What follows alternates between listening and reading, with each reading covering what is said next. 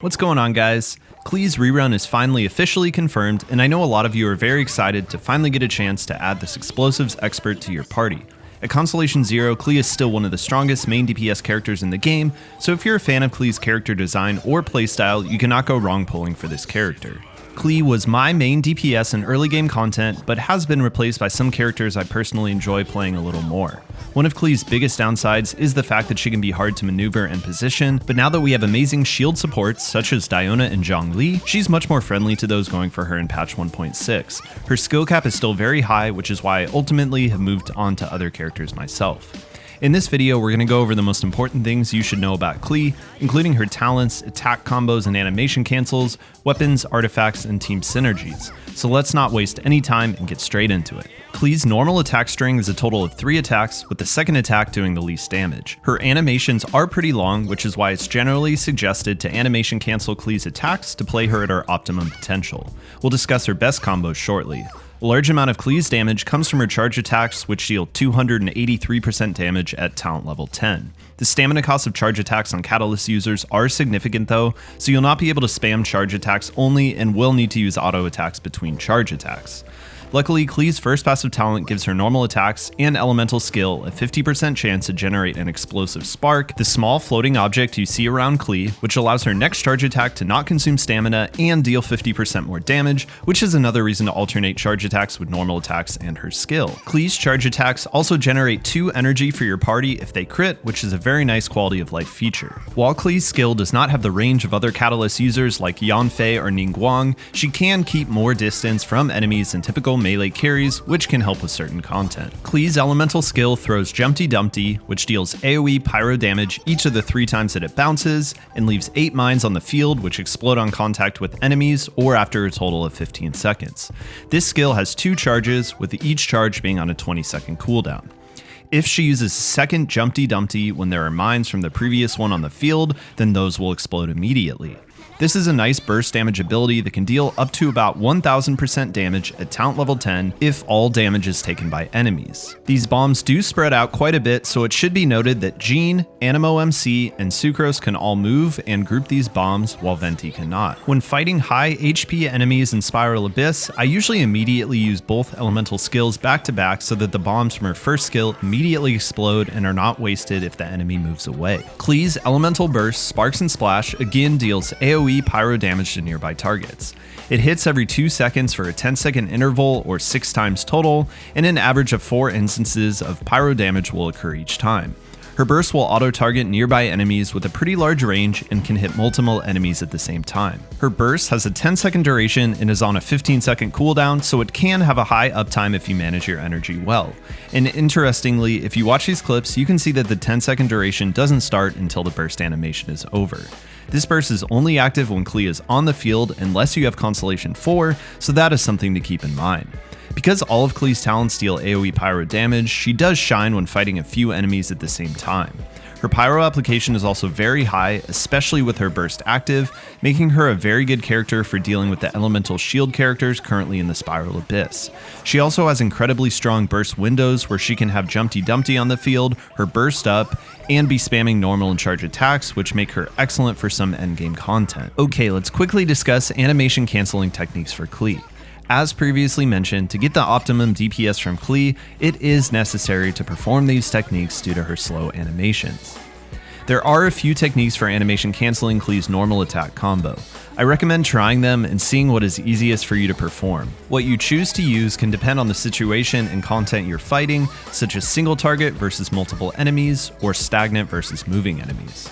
For normal attacks, the 2 animation cancels that I recommend are number 1, the Machine Gun Klee, and number 2, the 2-hit jump cancel. For Machine Gun Klee, we perform a walk animation cancel after performing her first normal attack. To do this, simply hold the forward movement key while normal attacking. You'll want to start the next normal attack when Klee starts her animation to move forward, and it does require some practice to get the timing right. If perfectly timed, Klee will not move at all. This is her highest DPS option for normal attacks. We can also perform 2 normal attacks and jump cancel the second normal attack. The jump can be performed immediately after Klee's bomb is released and should be done this way for the optimum DPS. This is a bit easier to perform, but since you cannot dodge while you're in the air, it can be a riskier playstyle. However, this does allow you to reposition by changing directions immediately upon jumping. Although sprint canceling is typically the easiest animation canceling technique, we want to avoid sprint canceling Klee's attacks to conserve stamina for her charge attacks. Klee's charge attacks can also be animation canceled. You can animation cancel a charge attack either by jumping or normal attacking as soon as the flower above her head appears. Due to the high stamina cost and her first passive talent, you'll typically want to perform 1 to 2 normal attacks between charge attacks to eliminate stamina usage and gain additional charge attack damage. So this playstyle will include pressing attack 1 or 2 times to perform normal attacks and holding the next attack for a charge attack. You can then immediately normal attack again while her charge attack animation is still occurring.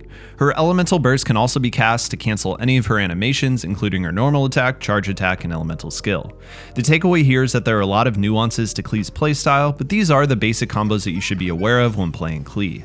I personally struggle using these combos in floor 11 and 12 of the Abyss, but find that with the shield up to avoid disruption and dying, they are much easier to pull off. Okay, with that out of the way, let's talk builds. First, we'll discuss artifacts, which are pretty straightforward.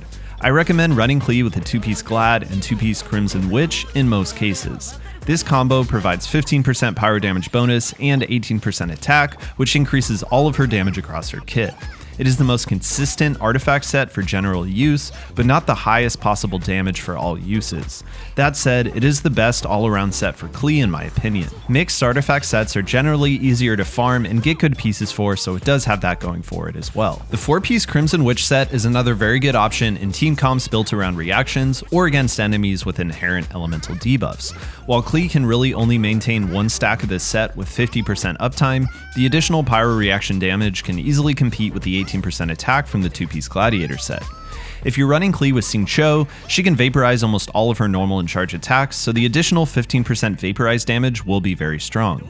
If you're running a reaction comp and choosing between this set and the 2-piece Witch and 2-piece Gladiator set, I would simply prioritize the artifacts that provide the best substats. 4-piece Lava Walker has the potential to be her best set, giving 35% additional damage across her entire kit for enemies with a pyro debuff. This set works well in a team with another pyro character such as Bennett or Xiangling that is not built around reactions such as a double Geo double pyro comp. Even in this comp, the set falls short against enemies with inherent debuffs such as slimes, where it provides no extra damage buffs. So this set is niche and is less all-purpose than the others mentioned, but is the strongest for certain content and certain teams. Finally, we have the 4-piece Wanderer's Troop, which increases charge attack damage by 35% and provides 80 elemental mastery. This set is okay for Klee since so much of her damage comes from charge attacks, but you're typically better off with the other sets mentioned as her skill and burst deal significant amounts of damage, and you need to rotate charge attacks with normal attacks, none of which will be buffed by this set unless you're performing reactions with each hit. For artifact main stats, you'll want to run an attack percent Sands, pyro damage Goblet, and crit Circlet. As far as substats go, I would generally prioritize crit rate and crit damage over attack percent over elemental mastery. Klee will be dealing a lot of pyro damage in small amounts, so it is typically more beneficial to build attack over elemental mastery and get elemental mastery from someone like Sucrose or C6 Diona if she'll benefit from it in her current team. Klee has quite a few good 4-star and 5-star options for weapons, so you should not have too much trouble finding a good weapon for Klee. In this section, I'll discuss my weapon recommendations and general rankings, as well as discuss which team comps these work best for. If you have any of the 5-star weapons, these are going to be the strongest options for Klee. All of these weapons are pretty comparable in damage output and only differ by about 5%, so if you have multiple weapons, the choice should come down to the substats you need from the weapon and your team comp and playstyle.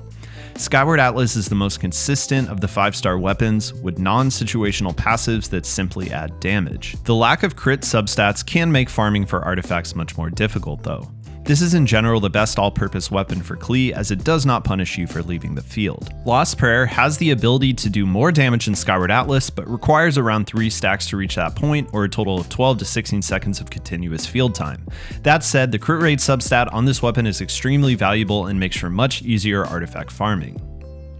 Memory of Dust is probably owned by a much smaller portion of players, but this weapon works well for Klee, as I do recommend playing her with a shielder, and she can get the maximum number of stacks quickly because the amount of small hits that Klee performs with her skill in Burst. At full stacks and with a shielder, this weapon can outperform the other two options. Klee also has quite a few good 4-star weapon options, and everyone will be getting a free Refinement 5 Dodoco Tales in patch 1.6, which I believe will compete with her current best 4-star options. The 4-star weapons that I would recommend are the Widsith, Solar Pearl, Dodoco Tales, and Mappa Mare. There are decent other options, but with the predicted stats of the new free weapon, I wouldn't recommend any of the others. The Widsith and Solar Pearl are both very similar in overall power level and are both excellent options to build around with their crit rate and crit damage secondary stats. These are typically my 4-star catalysts of choice for this reason alone. You can use either of these weapons on Klee with good results. The Widsith wins for short burst durations, as its passive is only active every 10 seconds for 30 seconds, and shines more in a reaction comp so that Klee can make use of the elemental mastery buff.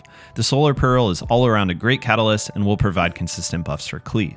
Take this with a giant grain of salt until confirmed, but the Dodoco Tales is thought to have an attack percent substat and passive that increase charge attack damage and attack percent. If this is true, this weapon will function similarly to the Solar Pearl and should be a really good free-to-play catalyst for any DPS catalyst character. I would only recommend the Mappa Mare over the Dodoco Tales if you're running a Vaporize comp and you already have a high refinement Mappa Mare available. Otherwise, I would prioritize one of the others mentioned. Let's discuss teams for Klee and her best character synergies. I made a video about my favorite team for Hu Tao a while back, and I really like a variation of that comp for Klee. This team consists of Klee, Xingqiu, Fischl, and Diona. The basis of this team is centered around the fact that the Electrocharge reaction leaves both Hydro and Electro debuffs on the enemy, which allows Klee to proc both Overloaded and Vaporize with her attacks. On top of this, Xingqiu is the best support for any Pyro carry, as his Hydro application allows Klee and other Pyro carries to Vaporize with almost every normal attack and charge attack, dealing 1.5 times damage. Of course, Xingqiu can be swapped for Barbara or Mona for a Vaporize comp, but they cannot compete with Xingqiu's rate of pyro application or damage. However, Mona can provide Klee with damage buffs, and her taunt can be very useful for keeping Klee safe in harder content. Diona is also an amazing support for Klee, providing shielding and healing, but also reducing Klee's charge shot stamina consumption by 10% when her shield is active, which allows my Klee to get off one additional charge attack before consuming all stamina. At Constellation 6, Diona also transfers 200 Elemental Mastery to all party members, which greatly benefits Klee in a reaction comp by adding about 30% more onto her Vape and Melt damage. Overload also has the highest transformative reaction damage, but does suffer from knocking enemies away, and this works much better against small enemies with a character such as Yanfei over Klee because of Yanfei's attack range. However, against larger enemies that cannot be displaced, Overloaded is very strong and will be even stronger with the Elemental Mastery buff coming. Zhongli is another great shield support for Klee, as his shield also reduces elemental resistance of enemies, allowing Klee to do more pyro damage.